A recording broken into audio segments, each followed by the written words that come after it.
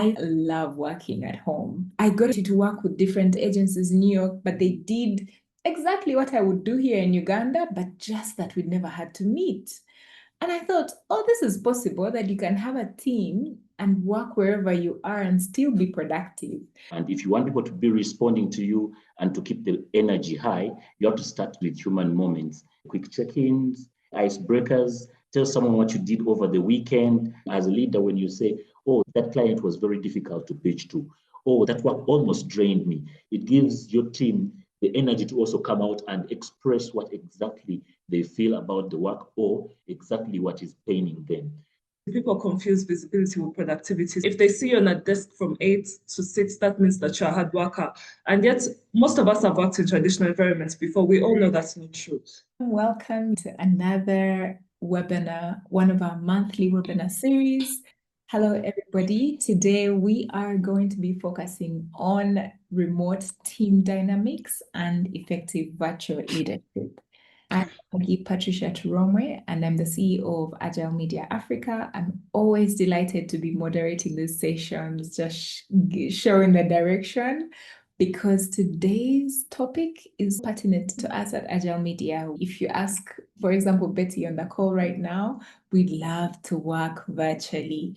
And I think virtual has been proliferated, or in a cynical way, exacerbated due to COVID. So we need to look at the shifts in the world now, where there's a lot of remote hybrid setups, which are no longer emergencies, but way of work after the pandemic, the new normal. How has this change impacted how leaders lead?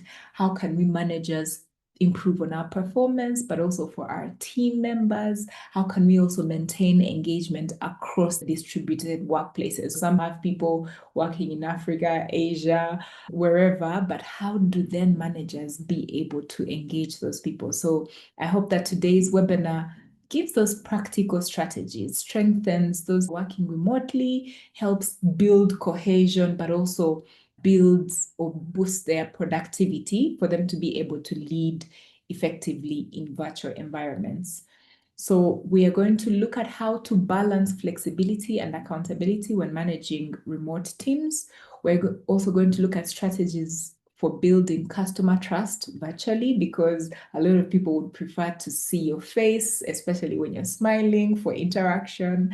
We're going to see practical ways to foster collaboration, engagement, but also the well-being of remote teams. Betty normally likes to give us the tech side of things, tools and systems. So if you can hear from all of you what tools you're using, insights that leaders can also use to stay effective in distributed environments. If anyone else joins, ask questions in the chat section, and we'll direct them to the right person. It's quite exciting because this topic is quite pertinent. So why don't we go right into it without wasting any more time? Our very first speaker is Miss Beatrice Mongare. She is a remote work specialist, so we are in the right hands, people. Beatrice will be unpacking how to manage feedback and accountability in remote teams, balancing flexibility while ensuring productivity. Welcome to our monthly webinar series. Over to you. Hi, I'm in Kenya, Nairobi. I am a remote customer service representative. This is now my 6th year as a remote worker in the industry of customer support. And today I'm going to share on practical ways to manage feedbacks and accountability in remote teams. There are 2 pillars that make collaboration successful. And maybe if we can ask ourselves why feedback and accountability matters. And sometimes in remote setting, lack of visibility, since you are working alone, you have to manage yourself. Now, the lack of visibility can sometimes create misunderstanding between you and your employers and your fellow employees. Feedback helps a lot. This keeps performance aligned with goals and builds trust and openness with team members and employers, that is, the people who are above us. And also it brings accountability, and each team member delivers results as they are required. Being accountable, you give whatever you're supposed to give, and this one makes you being felt like you are already part of the team. How do we give effective feedback while working remotely? And this is by using clarity and structures, that is the model, situation, behavior, impact, the SBI. For example, instead of saying I am late with my reports, it's best to say last Friday, the report was submitted 2 hours late, which delayed the client's update. Our choice of words matters a lot. And also choosing the right channel whereby you give positive feedback. This can be shared in groups or chats. This one can be celebrated because that one will make you feel part and parcel of that group and that team. Giving constructive feedback should be private, that is through Zoom calls. So if the leader should use these calls to get a feedback from you on how you're doing and how things are running in the company, at least to keep you on toes and also to make sure that you feel part and parcel of the remote work or company. Since you are out of sight, we need to feel like you are part of that company.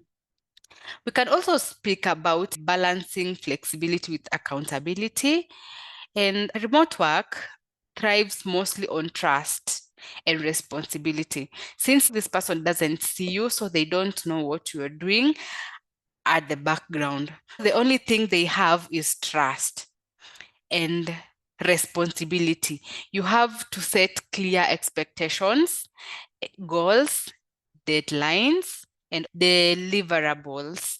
We work with KPIs, a certain amount of work that we're supposed to deliver each and every day, and that makes you accountable.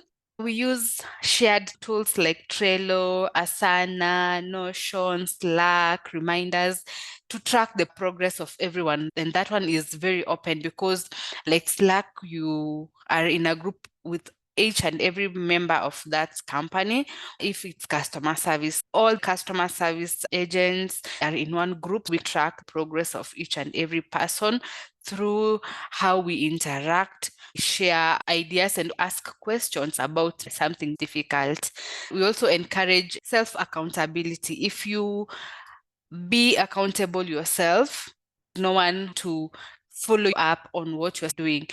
Sometimes remote work can be difficult because since you know no one is seeing you, we tend to say, this person doesn't see me, I'll do 1, 2, 3 at a different time. That is not the specified time that you've been given, but being accountable and doing everything from a point of this unemployment, despite it's remote, we have to do whatever we are supposed to do at a given time, whereby this is a time that we've been given maybe by the company or the employer, working from anywhere.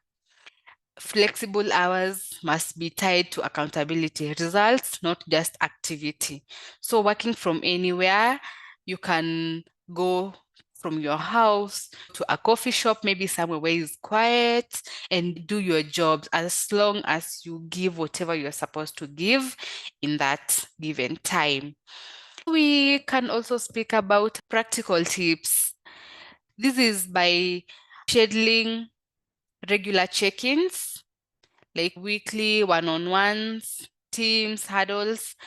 We use Zoho to check in when you are supposed to be at work in the morning, and you check out when you are done. Zoho gives us the schedule to regularly check in. And also we create a feedback culture, making feedback feel normal, not scary. Sometimes feedback in your company will make you feel like, what will my employer say? And if it's negative, we tend to keep a distance. Sometimes it's best if we are given that opportunity to create that culture of giving feedbacks, and it should not make us feel scary about it. And also we should recognize achievements publicly to boost our morale. Actually, the leaders should boost our morale, that is making our achievements publicly, not maybe on the socials, but with the other employees, since maybe we do not know them, they don't know us, we only interact on work basis.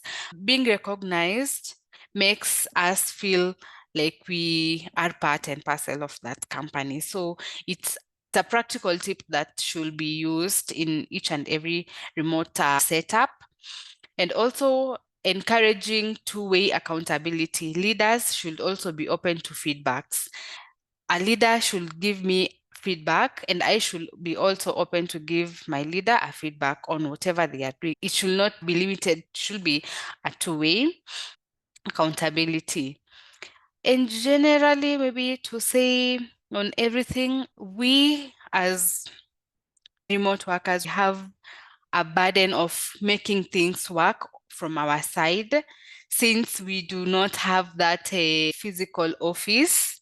Creating that in mind makes us be open to anything and also make our work easier, since we know what we're supposed to do at what time. The idea of this is what I'm supposed to do at this time actually gives us an easy time to make things work. And that has actually helped me a lot. That's why I love remote work, since I can plan myself. I can do anything at whatever time.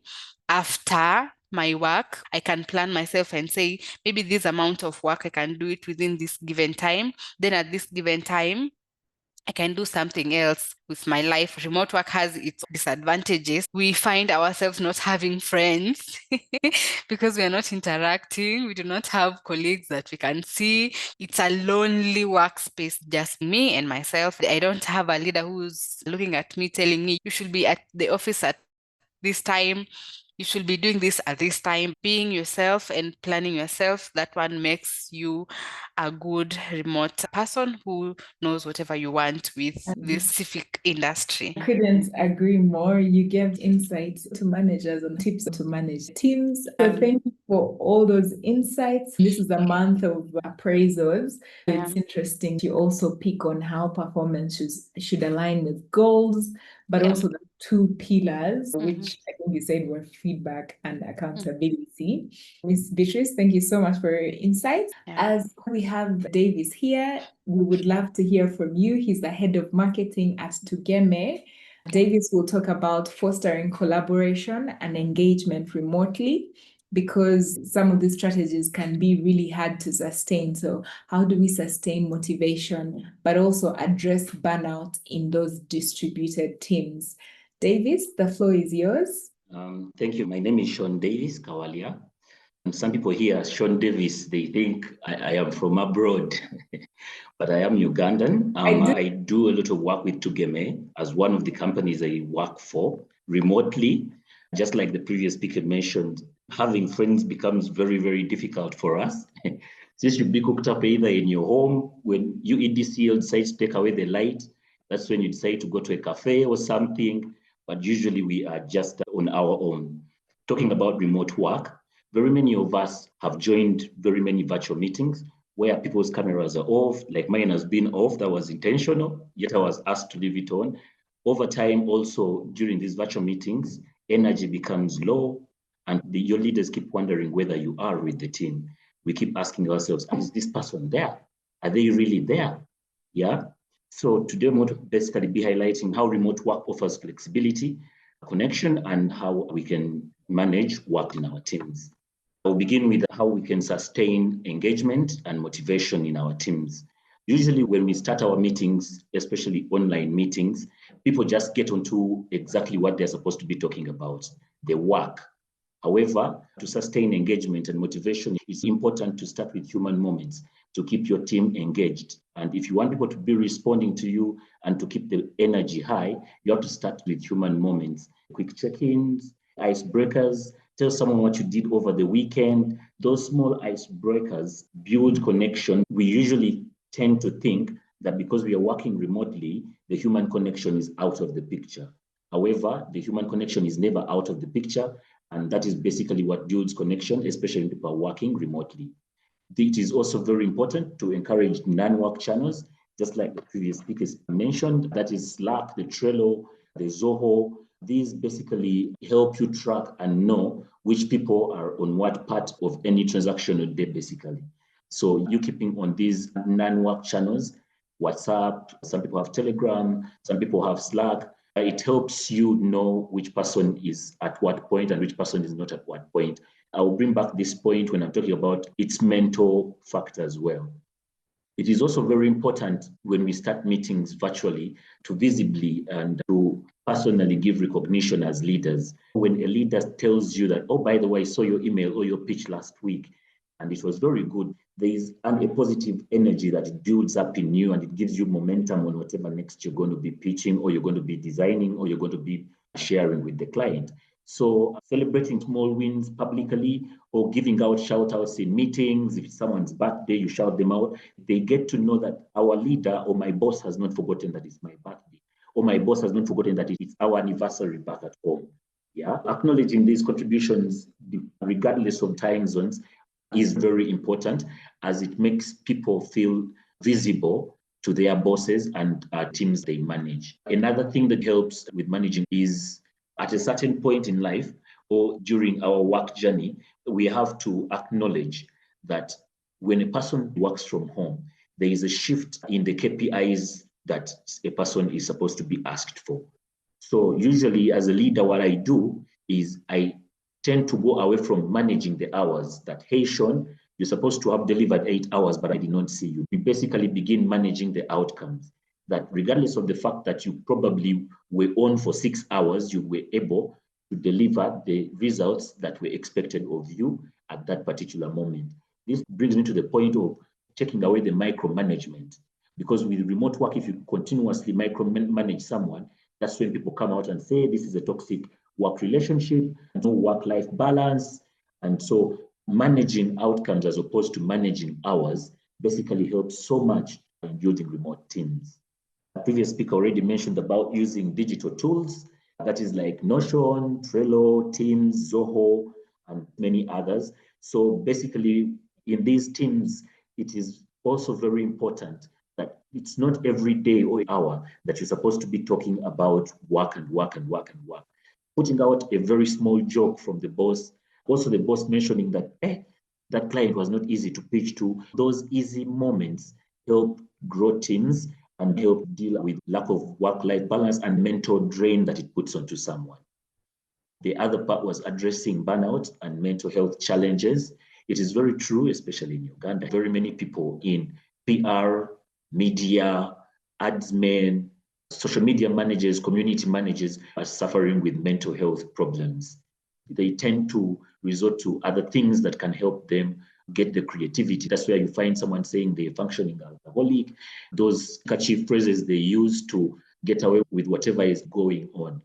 With remote work, managing burnout and mental health challenges is usually very tricky, especially for people who actually work with clients who are not in the same time zone with them or clients who are abroad, because they probably never get to know what you are going through. To address burnout and mental health challenges, most leaders we advise, and I personally also do it to most of my team, is to basically look out for early warning signs, what other people call the red flags. These could be disengagement, they could be missed deadlines. This person often delivers on time, but this time round, he or she has missed a deadline or has delayed to submit, low energy during meetings, or during team workouts, silence in meetings, this is the chatty person that you're used to. All these are basically red flags that you should look out for as a leader. They show you that this person on your team is going through a mental health challenge or is burnt out. How do we address these things? Creating safe spaces is an important thing. Safe spaces for people who work remotely could be anonymous surveys where you encourage team members to anonymously express their challenges or any problem facing with the work they are doing. The other way to normalize mental health challenges is for us, the leaders, to basically take the first stone and throw it. As a leader, when you say, oh, that client was very difficult to pitch to, oh, that work almost drained me, it gives your team the energy to also come out and express what exactly they feel about the work or exactly what is paining them. So offering your team members these soft spaces where they can come and speak without being judged helps with addressing burnout and mental health challenges. Other people encourage work-life balance, whereby we encourage people to actually have their time off. Most of my teams work a 6-hour day, but as opposed to other team members, I give people a lunch break of 1 hour as opposed to 30 minutes like other companies do. So this encourages people to get to know themselves a little bit better by focusing on themselves in that 1 hour of lunch or break time. I encourage leaders to respect their workers' work-life balance by avoiding midnight emails, midnight calls, and respecting people's personal time, regardless of the time zone. Another thing is telling people it's okay to say, I need help. The biggest challenge with most people going through mental health issues is acknowledging they're going through something. When you create an environment where people can speak out and say, I need help, this helps to take away burnout and mental health issues. Also, avoiding shifting the blame to learning. If an individual has made a mistake, it is best to learn from that mistake than scolding them or shifting them, regardless of the consequences that that mistake might have made. I think that is all I had. I submit. You did quite well. Thank you also for those insights. I feel they were very practical. If you look at the KPIs, if I go back to that agency abroad, they wanted to see the hours. And then you think, what kind of micromanagement is that? You alluded to it, so that's good. Different time zone. It's amazing that today you're able to work from Australia, from the UK, from Germany, and you're in Uganda. The possibilities of technology are endless, especially with tools like Trello and Slack. That's really nice. I hope an entrepreneur or manager listening in can take on some of those advice, especially the ones to make sure that your team doesn't give up or they don't feel heard or acknowledged in terms of hardships because they're not seeing you face to face. Now, before you leave Beatrice and Davis, as Miss Betty comes in, how do you think we're able to keep that interaction going and then avoid the common mistakes that businesses are doing today? So you can think about that as Miss Betty shares her presentation, and then we'll come back to you in your parting shots. Finally, Miss Betty Cacho, she's the marketing manager at Agile Media Africa, and she normally comes to summarize the key takeaways by the speakers and shares useful tools. Please help teams stay connected. Betty, take the floor. Thanks everyone for those amazing insights. I'll share my key takeaways from the two speakers. Obviously, when you live in cities like Kampala or Nairobi, where Beatrice is from, you thank God for remote work. Sometimes when I wake up and people at home are going to work, I don't envy them, especially in this season, which is very chaotic. Like in Kampala, when it rains, the whole city stops. And I remember when I used to work in person, you'd spend 3 hours going to work, 3 hours coming back. So in these moments, you do thank God for remote work, that you have these options to work from home. I think working remote is almost impossible if you're someone who doesn't take responsibility for yourself or you don't have initiative. It just won't work because a lot of people have tried it and they have decided to just go back into the workplace because they felt like their lives are falling apart. So if you don't have that personal initiative, it's just not going to work. And also you talked about something about feedback. Feedback is key in remote work because sometimes feedback that may work well on WhatsApp, it will need for the team to get on a call so that things are not lost in translation, which can create a lot of issues. I'm happy you touched on that. And also the use of key choice words. Also, you also mentioned using the right channels. You need to know the right channels to use. If you're giving positive feedback, it might work on WhatsApp. If you're giving negative feedback, sometimes it's just best to go on a Zoom call with someone or on a WhatsApp call. Also, the issue of trust. You mentioned about trust working both ways. You need to trust your manager. The manager needs to trust you in a mutual relationship where you both want your time managed well. Managing people from a human perspective to just encourage them, avoiding that robotic behavior and understanding that the people behind the call, behind the emails are human beings and everyone's going through something at a different scale. Managing outcomes instead of hours. This is a huge thing in Uganda, especially in traditional environments. People confuse visibility with productivity. If they see you on a desk from 8 to 6, that means that you're a hard worker. And yet, most of us have worked in traditional environments before. We all know that's not true. You can sit on a desk from 8 up to 6 without doing anything. Also, I think what Sean mentioned about managing outcomes instead of productivity. We live in cities like Kampala, Nairobi. I don't know about Beatrice, but in Kampala, we usually have electricity disruptions. There are times I'll wake up so motivated. You immediately turn on your laptop, power goes at that exact time. You look for a cafe. There's also issues. Maybe there's so much noise in the cafe you're working at, or there's always something. Sometimes I might postpone the work from 8, I'll just do it maybe in the night. So just have to understand that this is the environment we're living in. We're not living in first world countries. Sometimes it's my internet provider. On that very day, the internet just decides not to work. And these are issues we're dealing with. And we have to acknowledge that we're working remote, but we're working remote in third world countries. So we also have to have grace for people in those times. Even with families working from home, especially during COVID, there were always those disruptions of people having to manage, I don't know, kids when home and all of that. You mentioned burnout and managing personal mental health. What has helped is not neglecting physical health, finding 5 minutes, 1 hour to just exercise. I've been doing a lot of research into what I eat can affect my productivity. So at times you wake up not feeling productive, but it's not even about your motivation. It's really just about like how you're taking care of your body, the exercises you're doing and what you're eating, and also creating a positive environment in your workplace, whether it's playing instrumentals in the background or just small things that bring you joy when working alone. In terms of tools, a lot of people mention tools. Slack is something I used to use before, but in Uganda, WhatsApp is almost now like an official form. People use it more than email now. Also, of course, Google Suite and the Zoom schedulers to make work efficient and to have a place where everyone can access work at any time. My old workplace in sales would have an app called Gather.town where would have like a socializing. It would create avatars where people would have quizzes and Q&As because it was a very young workplace as well, just people to have fun and play games. Yeah, we used to play games together online, so that was fun. I think that's it for my submission. Well done, Betty. That was nice. I enjoy Betty's examples because they're really close to reality.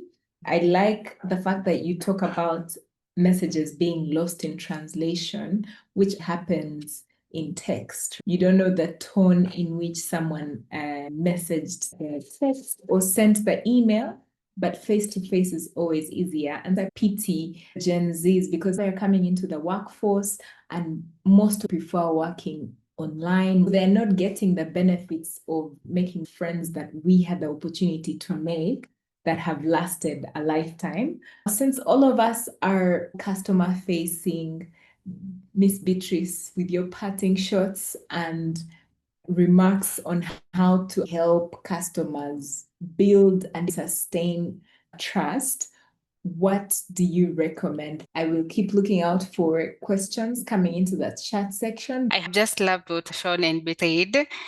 It was so on point. It felt like this is my life. For the power part, oh my God, in Nairobi, we always have power outage every single day. And we can't do anything anyway, but it's part of life. We have to move on and find what we can do apart from that.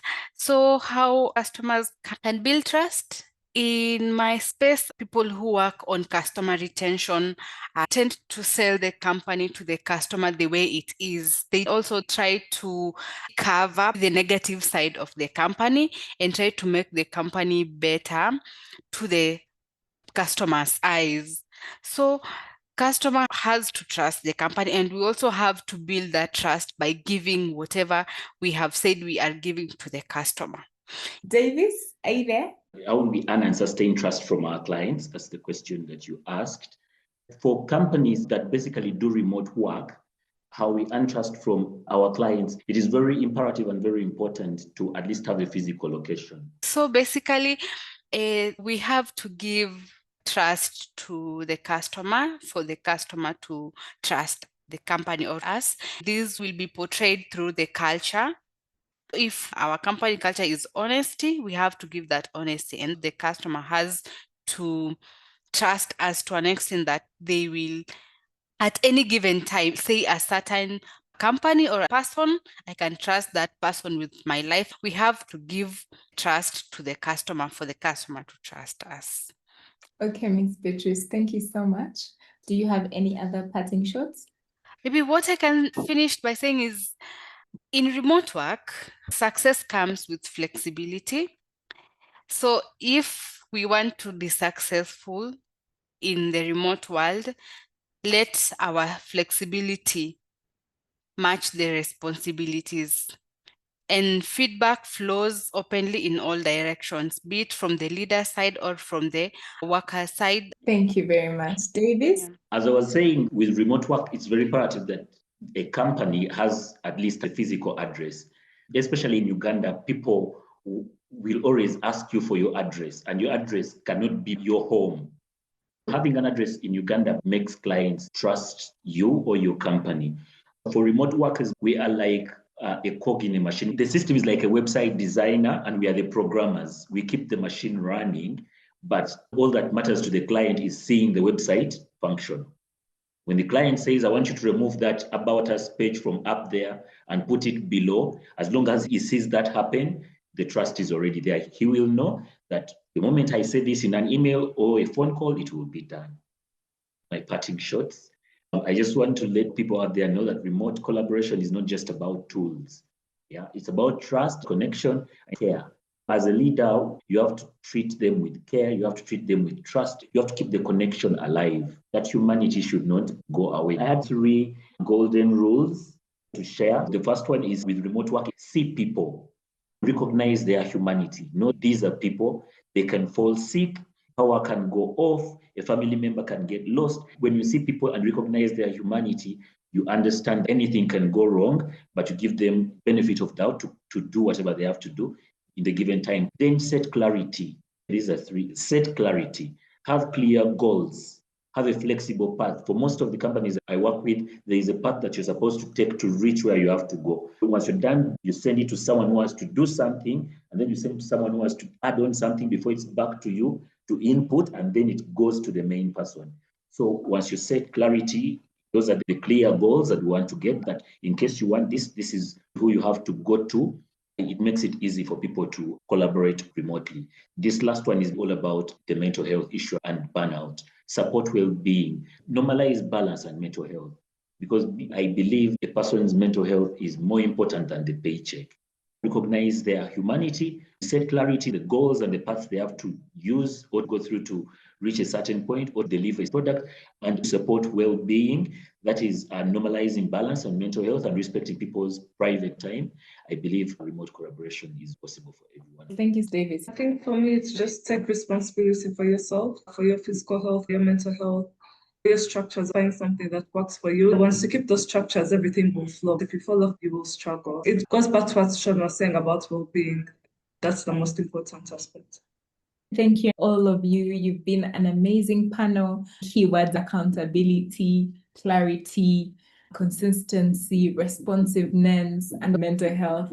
And I think we should take it a bit more seriously. So a big thank you to all our speakers today. Thank you, Miss Beatrice, Davis, Betty, and of course, any one of you who will be listening and watching this webinar later. Have a wonderful evening. We shall keep watching your stories and journeys. We feel like we are part of it now that we know a part of your story. Thank you so much. Thank you. Have a good evening. To